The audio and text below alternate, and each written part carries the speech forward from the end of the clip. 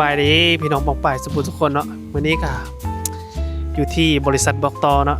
มื้อนี้สิไปเบิ่งว่าเฮาเต็งหยังกินแดเพราะว่าพนักงานแต่ละคนน่ะป้ามีเวียกหลายแห่งไปทุกคนโอ้อันนี้ก็คือเฮาสิปิ้งตีนไก่นะทุกคนเบิ่งโอ้เป็นตาแซ่บแฮงเนาะอันนี้ก็จะแม่นแดงเลยทุกคนแดง เปามือเหียนเด้อ มาจากแขวงใด วงสลี นี่แดงมาจากพงศลีเนาะอยู่แขวงเดียวกันเด้ออยู่แขวงเดียวกันกับสันติไปเบิ่งจูบผู้หญิงหั่นน่ะเขาเฮ็ดอีหยังเด้อ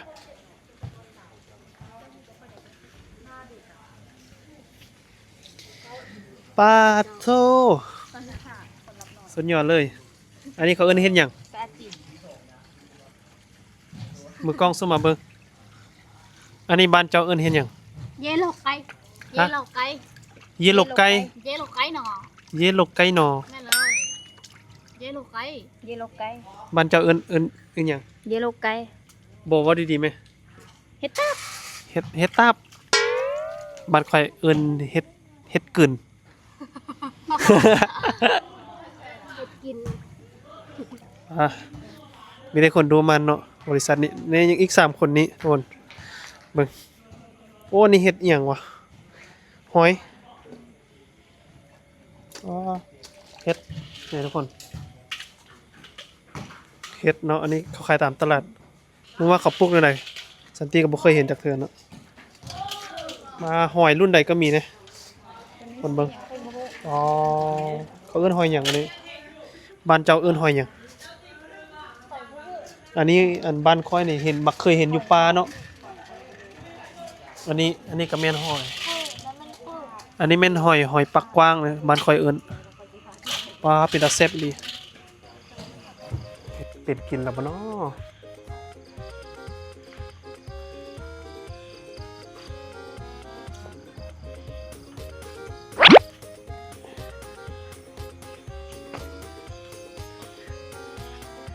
มาทุกคนเดี๋ยวสิร้อยเป็นหลักเอามากินนะเพราะว่าเห็นเขากินแต่ว่าเขาบอกกล้านะอ๋อทุกคนมาใกล้ๆเบิ้งกินไก่แซ่บๆพี่น้องโอ้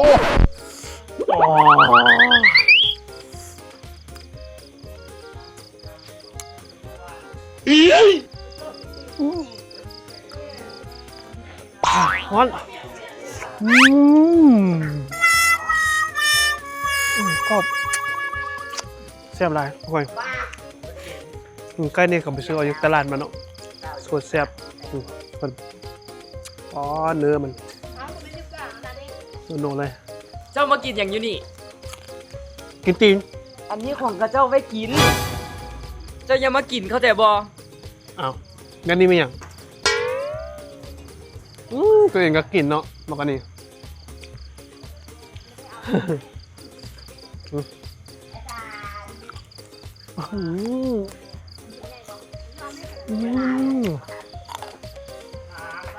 วิธีปรุงแกงอะไรก่อนมันก็มีหัวสีไข่เดียวมีหัวสีไข่แล้วมีอย่างวะเขาเอิ้นอย่างวะเขาเอิ้นอันพงมะล่า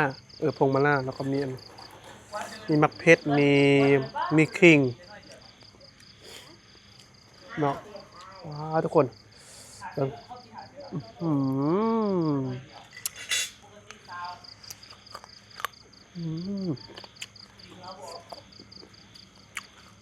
ครับไปเบิ่งวันดูวันกินแซ่บวะเสียหลายเนาะ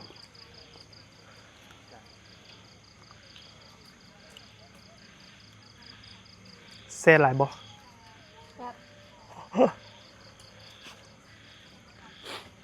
คือบ่กินนักปิ้งจิ้มแล้วปิ้ง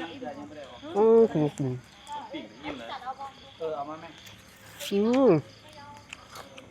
ปอโถบุคาด ร่อย แซ่บโอ้อันนี้อย่างดิบเลย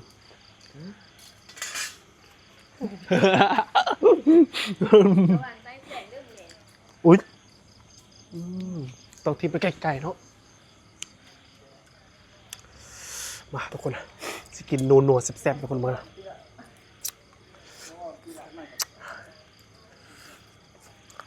อืมอืม